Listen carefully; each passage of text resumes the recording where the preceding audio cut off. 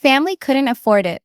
All while thousands vanished from the shared account into Robyn's lifestyle. I wanted to believe in plural marriage, she said at last. I wanted to believe we were creating something together. But what we created was an empire for one wife at the expense of the others. Meri breaks her silence. And then the quietest wife, the one so endlessly forgotten, Meri made her way to the stand, slowly, her face unreadable. She'd spent years being labeled the lonely one, the forgotten wife, the one who never stood up for herself. But as she stood to give her testimony, the fire in her voice surprised everyone. I kept quiet for too long, she told him, looking at Kody with anger and sadness. I thought if I waited, if I was faithful, things would turn around. But faithfulness was never good enough for him, not unless it was blind.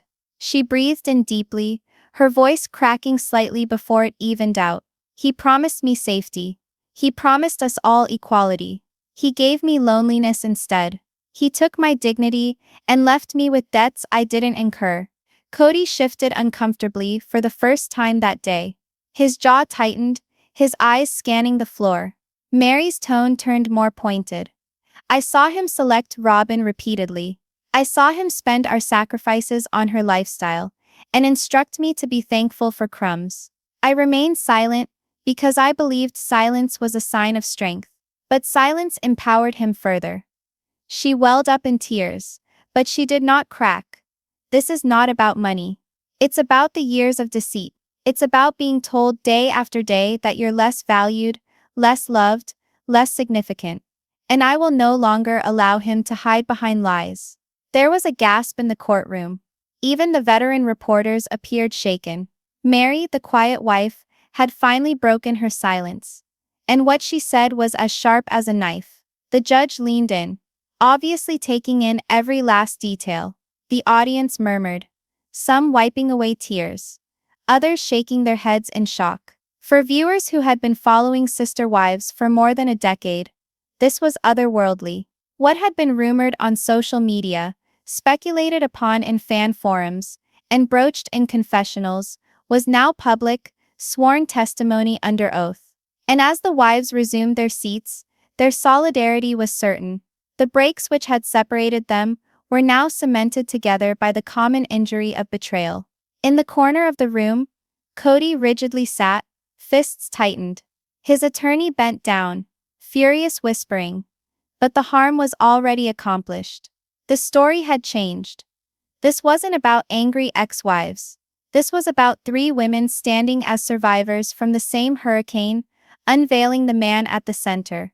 But underlying the legal rationales, the statistics, the charges, there was something more going on in that courtroom. Christine quietly cried, shuddering with her body leaning into Janelle for support.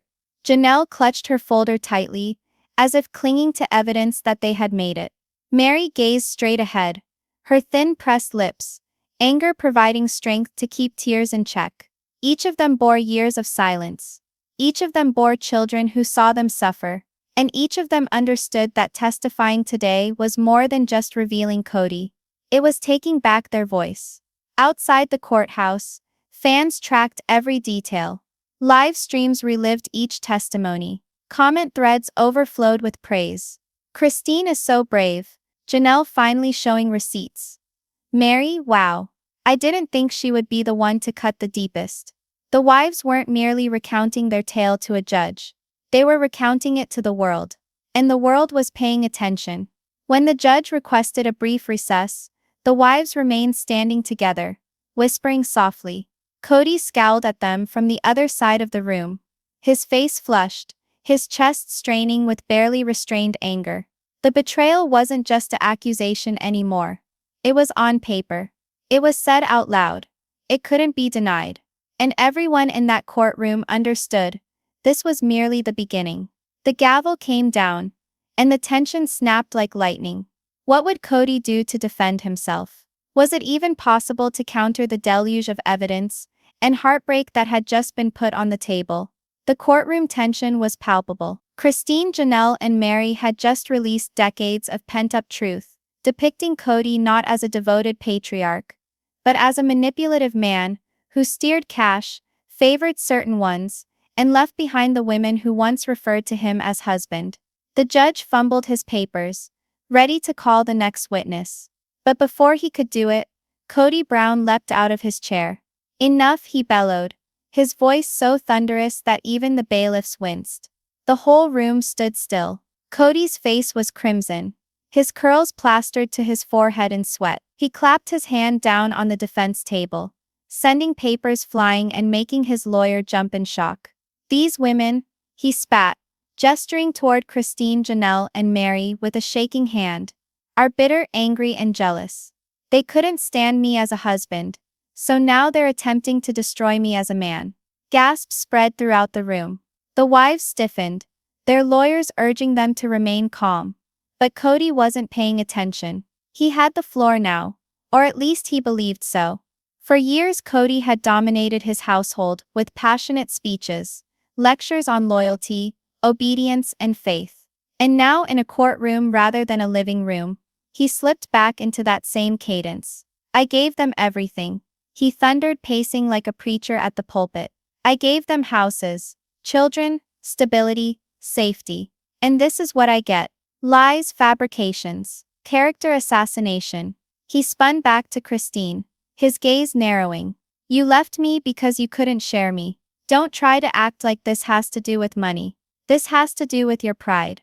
Christine remained quiet, tears welling in her eyes, but she didn't break eye contact. She had witnessed this type of Kody 1,000 times.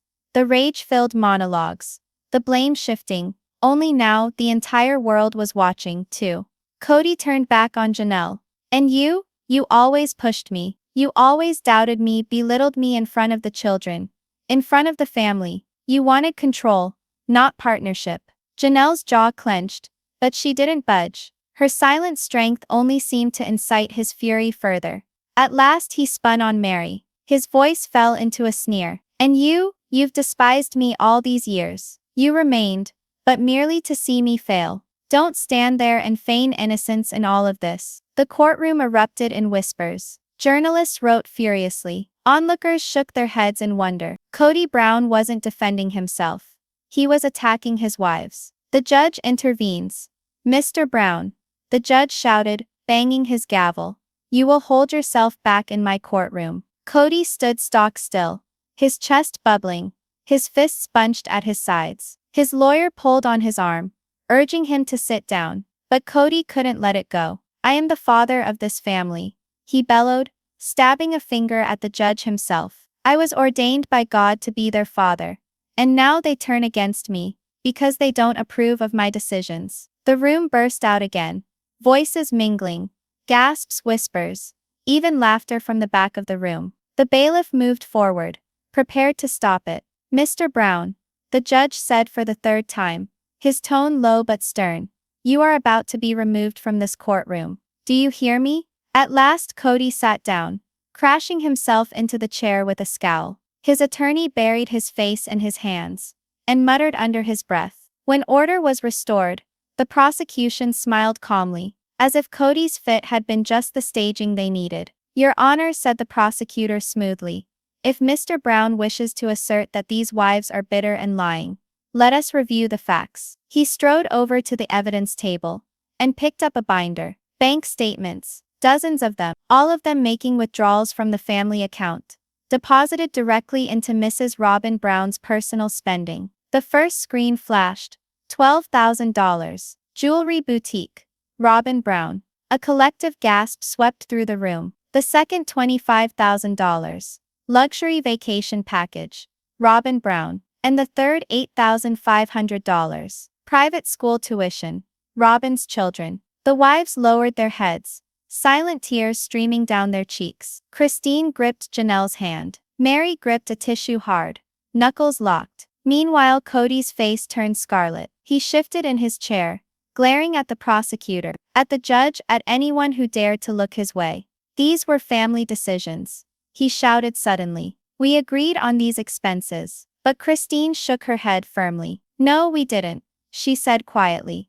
But her words carried through the room like a dagger. Janelle leaned in close to her microphone. "Kody, you said we couldn't afford to assist our children through college. You said we didn't have the money, but you had no hesitation paying thousands for Robyn's children. Kody pounded his fist on the table. Because Robyn respects me, she supports me. The room was silent. His words hung in the air like smoke after an explosion. Christine blotted her tears and addressed them, her voice shaking but firm. So that's it. We weren't obedient enough. We weren't submissive enough. That's why our children were punished. Why we were left behind. The onlookers murmured angrily. The distinction between personal family strife and public injustice had been erased. For so long, Kody Brown had lived on control. He dictated the story of his family. He dictated how the wives talked, how the kids acted, how the public saw him. But here, in this courtroom, under the power of evidence and the world's eye,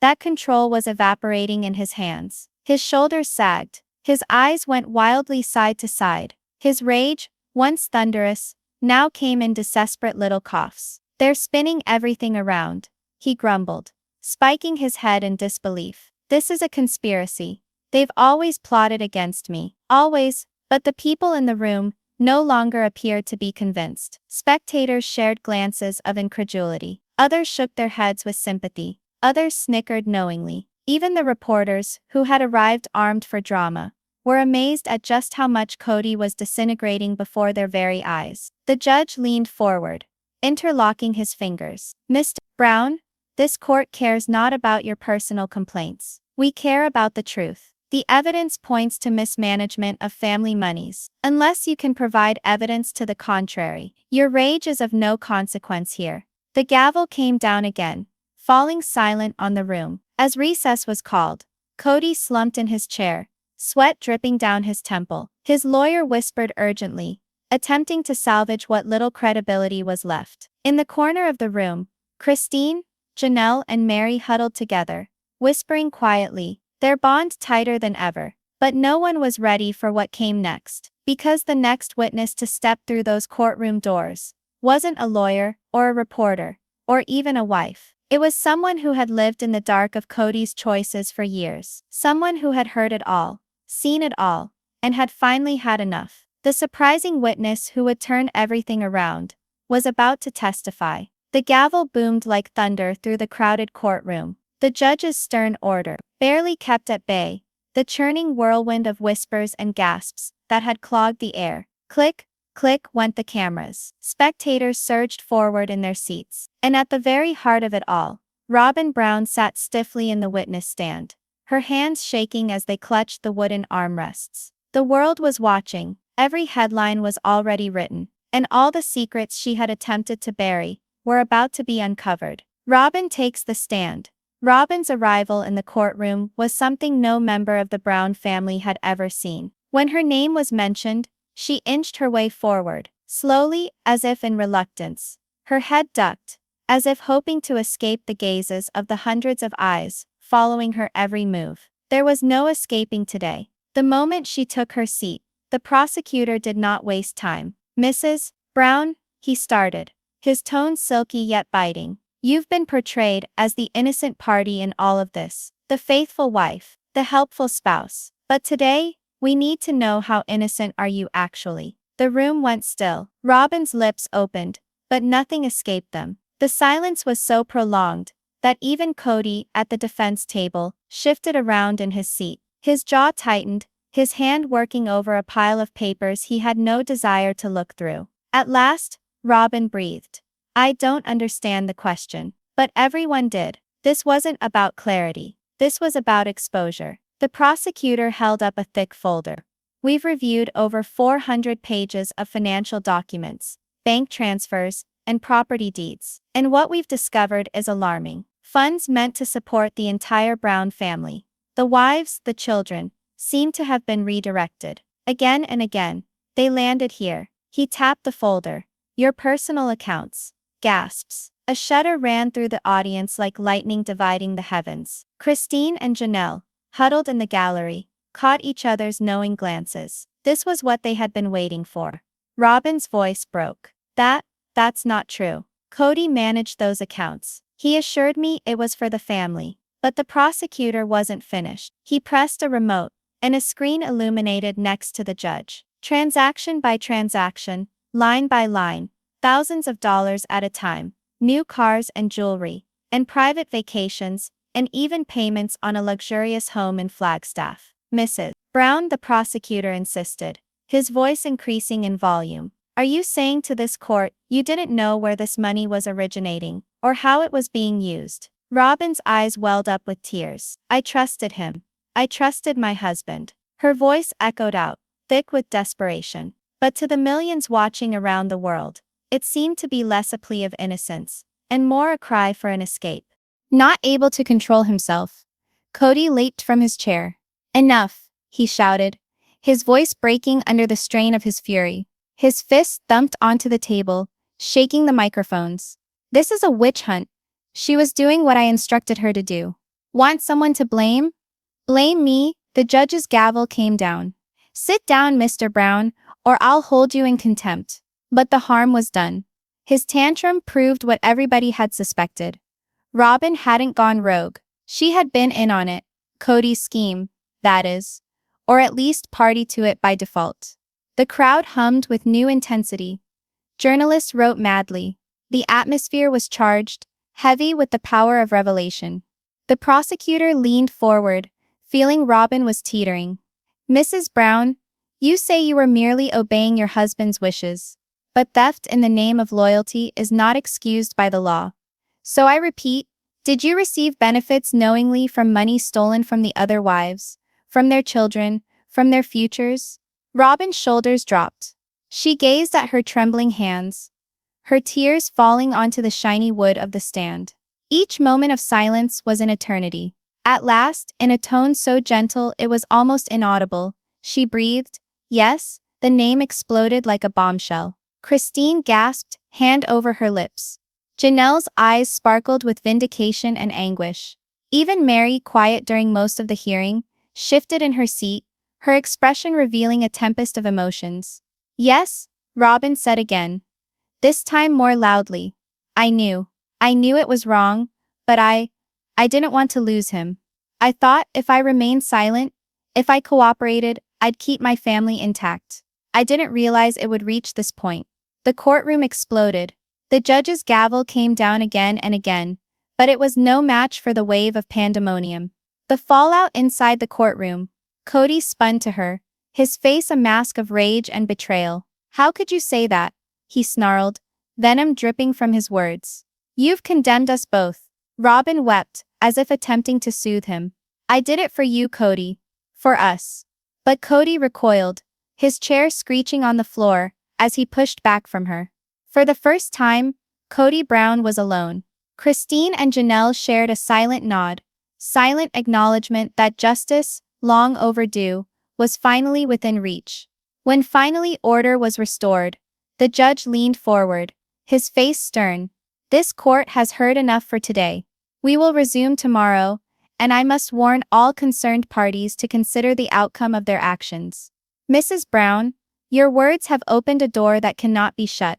And Mr. Brown, his tone grew stern. Your temper could be your downfall. With that, the gavel came down once more, adjourning. But the reverberations of Robyn's admission lingered in the air, insurmountable to dismiss. Chaos erupted outside the courthouse. News trucks circled the block. Sister Wives fans wept, screamed and held up signs, some condemning Robyn, others pleading for the world to hear her story. Hashtags blew up on social media within minutes. #Robyn confesses #Kody. Exposed #Sister Wives scandal. Everyone had something to say, and everyone wondered what would occur next.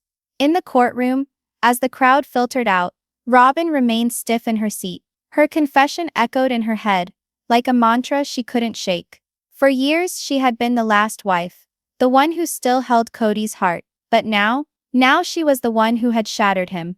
And tomorrow, when the trial resumed, the world would decide her fate. The atmosphere in the courtroom was so charged with tension that you could practically hear the thump of beating hearts. Cameras clicked from the media pit, reporters murmured news into microphones, and fans around the world sat riveted on live streams, holding their breath for the verdict of one of the most surreal and emotionally charged trials in the history of reality television.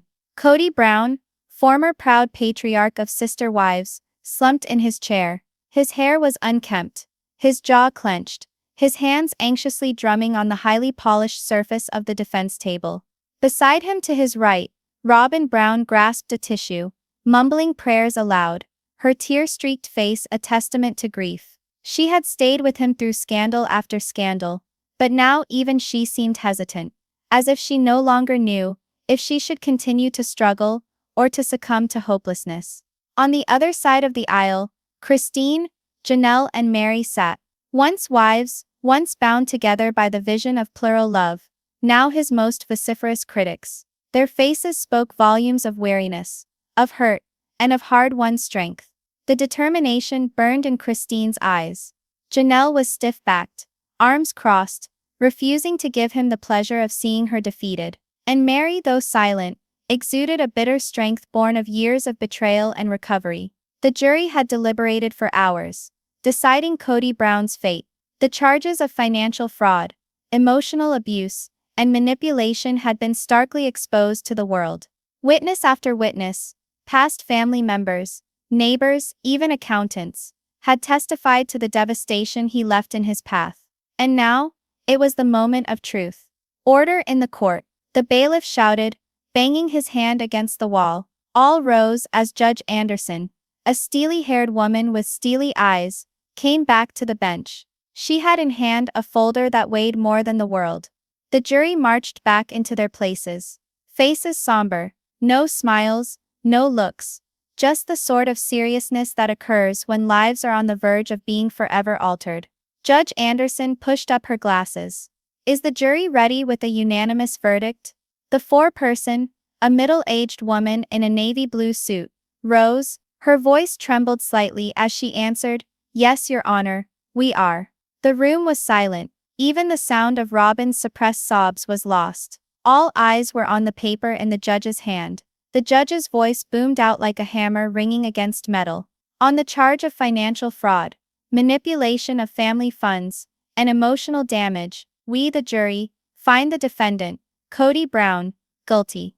The courtroom exploded. Gasps, sobs, and outbursts of incredulity filled the air. Cameras strobed indiscriminately. Reporters yelled into microphones. Kody Brown found guilty. Robyn fell into her chair, holding her chest as if the words had hurt her. "No, this can't be happening," she breathed, crying in earnest. Kody's face turned white. He rose from the table, pounding his fists on it. "This is a witch hunt. You're ruining my life because I had the temerity to live differently." His voice trembled with fury. "I am a father, a husband. I built a family. You can't take that away from me.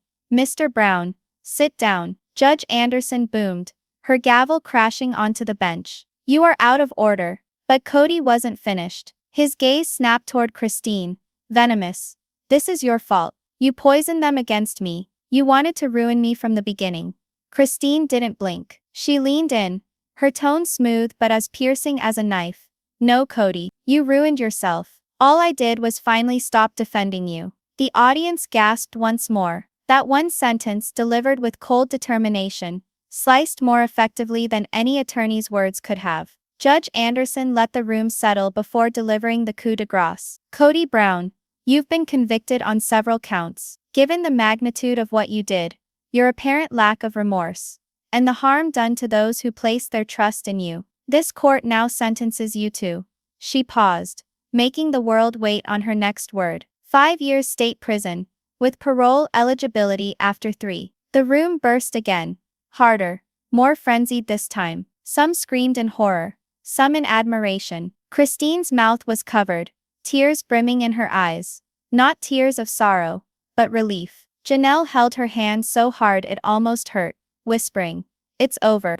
Finally it's over." Meri, as always the strong one, just nodded, as if justice had been a long time coming. Robyn screamed at the top of her lungs, piercing the quiet. "No, he's innocent. You can't take him from me." She tried to grab his arm, but the bailiffs restrained her. Red-faced with rage, Kody bellowed as they started to take him away in handcuffs. "You'll pay for this, all of you. My tale isn't finished." His words boomed through the chamber, as cameras followed him at every step. Outside the courthouse, chaos reigned. Hundreds of fans, Protesters and reporters filled the steps. Justice for the wives. And free Kody, signs roared in a cacophony of shouting voices. Christine, Janelle, and Meri walked out together, escorted by security. For the first time in years, they stood together, no longer rivals, no longer victims, but women who had regained their power. Christine went first with the microphone. Her voice trembled with emotion. This wasn't just about Kody. This was about every woman who's ever been silenced, manipulated, and told that her pain doesn't count. Today we established that it does. Janelle spoke firmly, too. This is closure. For our kids, for ourselves, and for the truth. No one is above accountability. Even Meri, who was seldom seen talking to the media, slouched forward. We were shattered once, but today we are free. The crowd exploded into cheers. Cameras closed in, capturing the tears streaming down their faces, the smiles breaking through years of suffering. Robyn's breakdown. Not everyone felt their relief. However, Robyn emerged from the courthouse steps, mascara streaming down her face. She held her children tight, weeping hysterically. They've broken up our family, she wailed to the media. It's cruelty, not justice. They never wanted to let us live. Her words resonated with a few, but others in the crowd booed. To them, Robyn was not the bereaved wife. She was the enabler, the co-conspirator who had watched while the others endured. The gap between fans and detractors widened, fueling headlines that would run tabloids for weeks. In hours, social media erupted. #Kody guilty, #justice for the wives, and #sister wives scandal were trending globally. Footage of Christine's frosty one-liner, "You destroyed yourself," went viral as the epitome of poetic justice. News commentators sparred over the bigger picture of the case. Was this the collapse of a man gone mad from ego and domination? Or was it a cautionary tale about a family pushed to the edge by fame, greed, and pride? Even TLC made a statement, disavowing Kody, but suggesting a new spin-off series on the wives' path of healing and empowerment. The final photo the world saw of Kody Brown that day was not of a reality TV personality or a proud patriarch. It was a photo of a man in handcuffs, his dominant presence lost to anger and desperation. As the prison van doors closed, the world caught on. The tale of sister wives would never be the same. And for Christine, Janelle, and Meri, the end of this trial wasn't merely a conclusion. It was a new start, a new future, finally independent of Kody's shadow. It was the headline nobody anticipated. The man who made his reputation on visions of family togetherness, love, and commitment, now entering a courtroom in handcuffs on his wrists. Sister wives patriarch Kody Brown wasn't just dealing with the cameras anymore. He was dealing with justice. And Robyn entuftenigodyor. She treat in braid. And the explosive drama that went down within that courtroom would not only break apart his family forever, but also rock the entire reality TV world to its foundation. When loyal fans first laid eyes on the words "Kody Brown arrested," the internet almost broke. Comments filled immediately. Is this real? What did he do? Finally, the truth is coming out. Viewers had sat through years of the Brown family's downfall on TLC's reality hit Sister Wives. They witnessed Christine walking away. They witnessed Janelle fighting back. They witnessed Meri drifting into solitude. And all the while, Kody held on to Robyn as his favorite wife, leaving the rest of the family in shambles. But what people didn't know was that off-camera, off-screen, and under the facade of smiles and scripted dinners, secrets were hidden. Financial secrets, shattered vows, betrayal beneath the surface. And now, it was all being pulled into the light dot. The courthouse steps resembled a Hollywood red carpet. Reporters jostled microphones at the door. Camera flashes blinded all, and fans waited in place holding signs. Justice for Christine and no more lies. Kody arrived, jaw set hard, hair disheveled, his suit far too sharp for the mayhem that surrounded him. He walked between two policemen, disregarding every bellowed question. At his side was his lawyer, stern-faced, unwilling to let his client get away with a single word. In the courtroom, however, it was packed. Seated on one side were Christine, Janelle, and Meri, three women who had all shared a husband, but now stood together in a different sense, as witnesses against him. They gazed at the man who once professed to love them all, in exactly the same way but who, they now claimed, had cheated them all. Robyn sat a row or two back, holding tissues, with tears running down her face. But the other wives didn't so much as look in her direction. The chasm was clear-cut. When the judge brought the court to order, the room became thick with tension. This was not a trial. This was the last installment of the Sister Wives saga. Christine came first on the stand. Her voice shook at first, but she found her footing with each passing sentence. She testified about broken promises, about money going missing with no explanation, about the emotional coercion that made her feel trapped for years. "Your Honor," she stated, her eyes brimming with tears.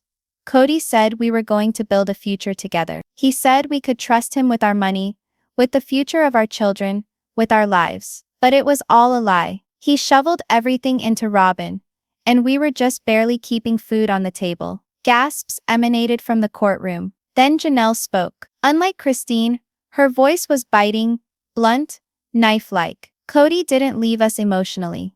He left us financially. He let bills accumulate. He neglected obligations. And when we questioned him, he silenced us. He told us that loyalty to him was greater than security for our children." Then, in a rare flash that stilled even the toughest critics, Meri stood. For years, she was the quiet one, the ignored wife. But now, her words were filled with anger. "He promised me security, respect, and a seat in this family, and he left me with nothing. Nothing but humiliation and betrayal." The courtroom exploded. Journalists wrote frantically. The judge banged for order. And Kody sat reddening, his fists bunched on the table. Finally, it was his turn. Kody rose, his voice thundering. "This is absurd. These women are bitter, angry, and resentful. They couldn't stand my leadership.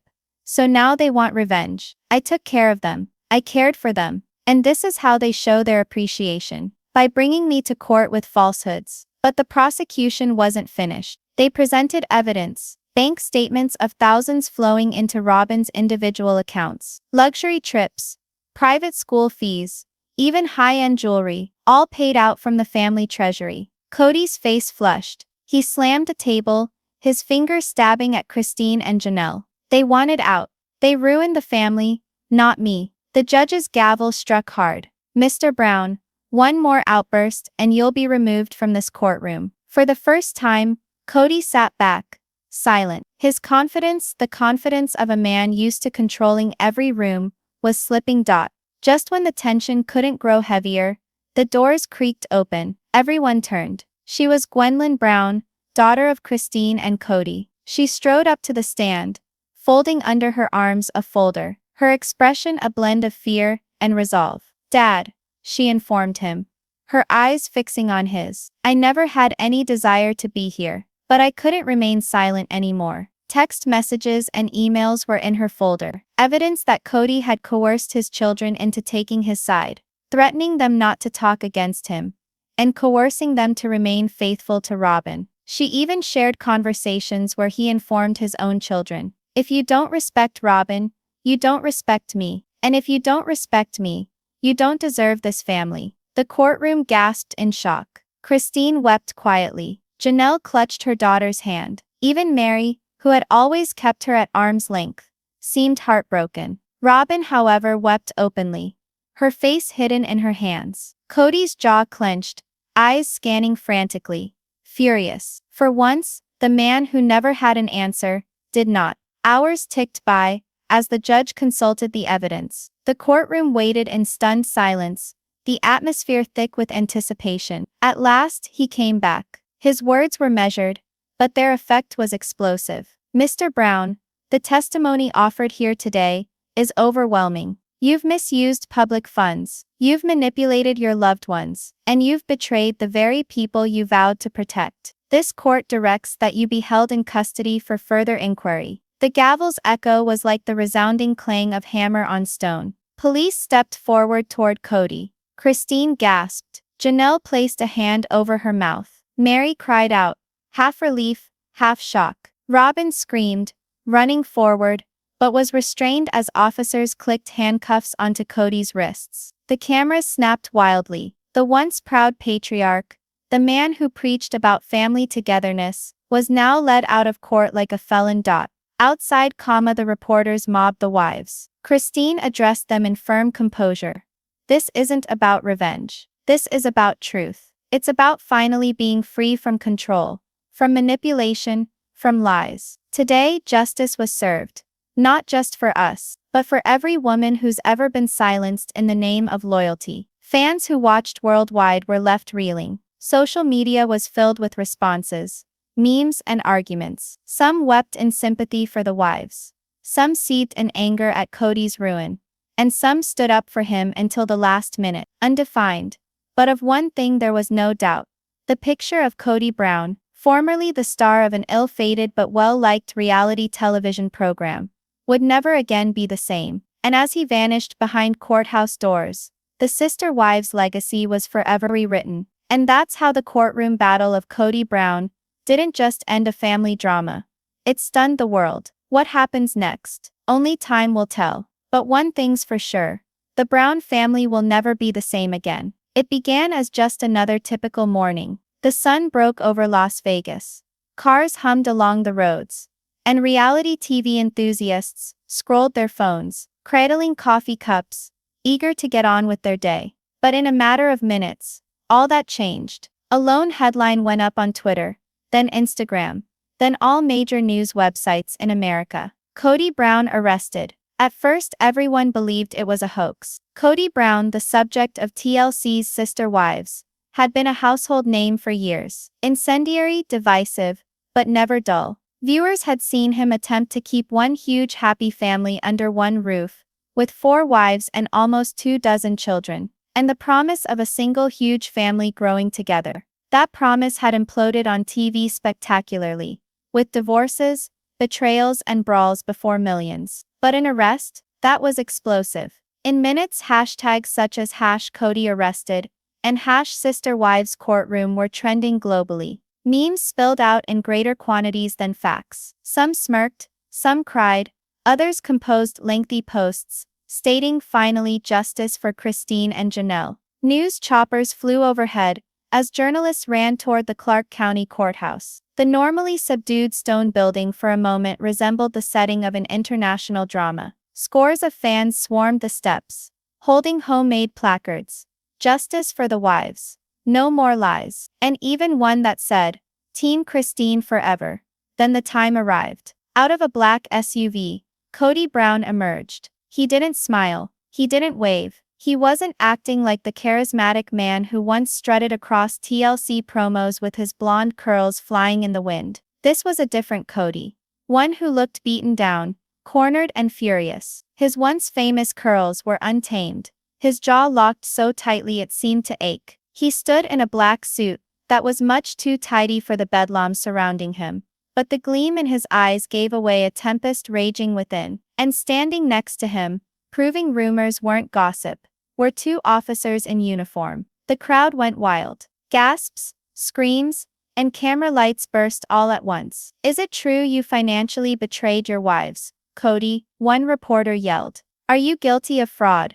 Another asked. But Kody didn't speak. He kept his gaze fixed on the courthouse doors, ignoring the noise, ignoring the insults, ignoring the chants of shame. Shame? Shame, that echoed like a scene from a medieval play. As he walked on, the tension mounted. The courthouse had heard its fair share of scandals, but none like this one. This was not just another fallen celebrity. This was the downfall of a man who had built his whole persona on faith, devotion, and that love could reproduce, not tear asunder. And yet, here he was, entering the building where those same values were soon to be torn asunder, analyzed, and perhaps annihilated for all the world to see. On the steps of the courthouse, critics and fans alike hotly debated. I knew this day would arrive, one woman whispered, holding on to her phone as she live-streamed the situation to her Facebook audience. Christine was always right. He manipulated them. He manipulated all of them. A second fan shook her head.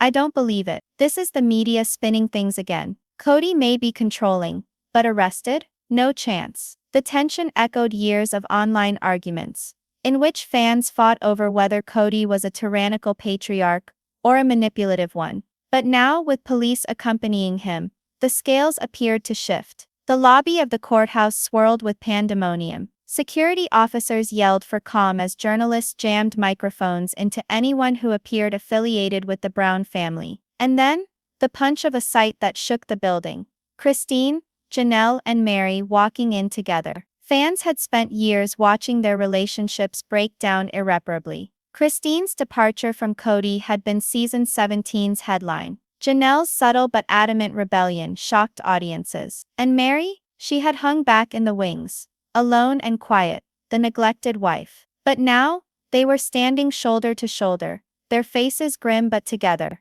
For the first time in years, they weren't three women who had once shared a husband. They were an alliance. Gasps were heard ringing through hallways. Photographers almost tripped over each other to snap the photo. It was historic, symbolic. The three former wives, at last standing united against the man who had kept them apart for decades. As she walked past the media, Christine flashed the cameras briefly. She was pale but her voice firm. This is not reality television anymore. This is truth. And today, the truth comes out. The lobby went quiet at her words. External to it all, social media was aflame. Twitter timelines ran on end with speculation. YouTubers streamed live with breaking news reports, picking apart every frame of video, every shot of Kody's face, every glance between the wives. Meanwhile, within the courtroom readied. The judge had cleared the docket for the day, knowing that this trial wasn't merely another case. It was a media event without precedent. Lawyers set up towering piles of documents. Reporters were permitted only in a portion, but their pens and cameras were poised. The wives chattered with their attorneys, exchanging folders. And Kody, he slumped at the defense table, arms folded, eyes squinted, refusing to glance at the women across the room. His lawyer huddled close, whispering advice, but Kody's scowl remained locked on the judge's bench,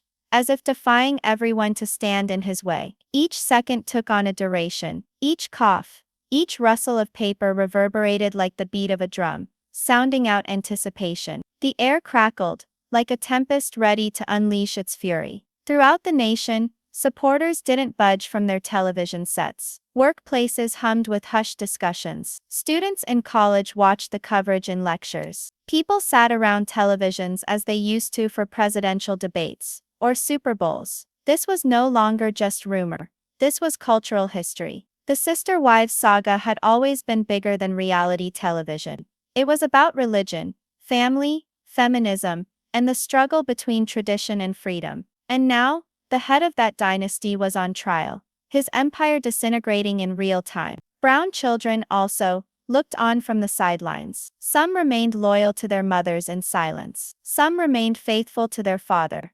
Others were conflicted, caught in the middle. But all were forced to acknowledge that the world they had known, a world founded upon Kody's control, was crumbling. At last, the courtroom doors were closed. The judge appeared.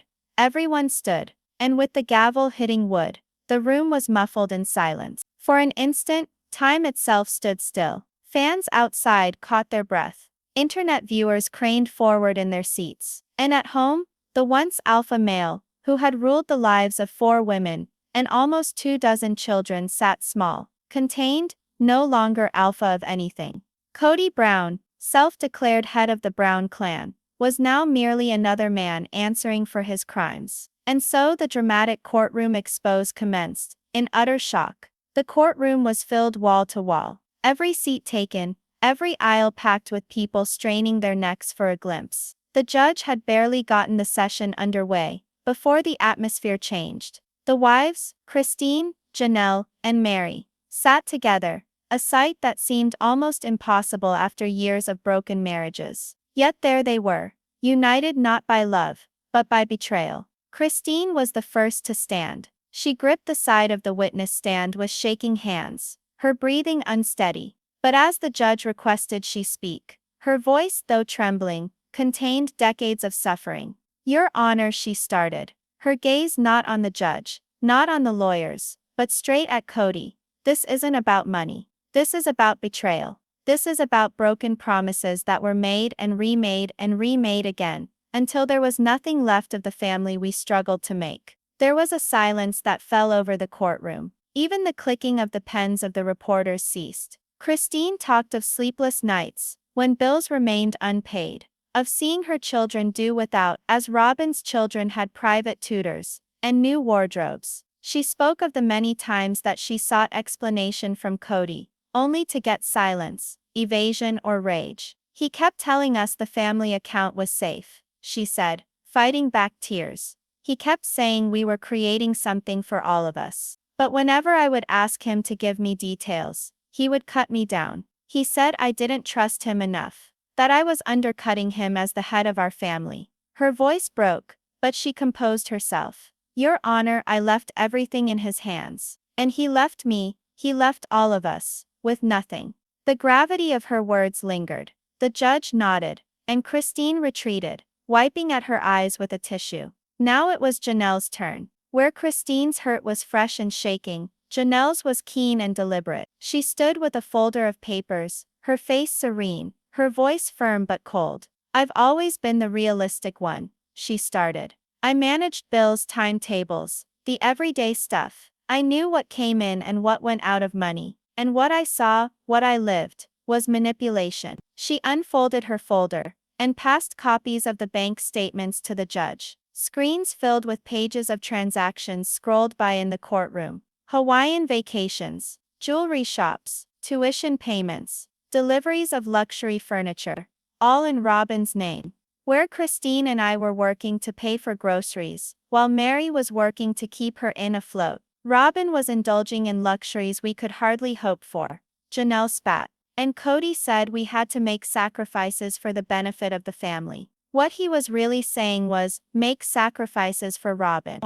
Gasps ran through the courtroom. Reporters frantically wrote down every sentence. Janelle didn't stop there. She described a pattern of years of neglect, of her requesting money to fix her house, and being refused, of her kids needing financial aid for college, but being told the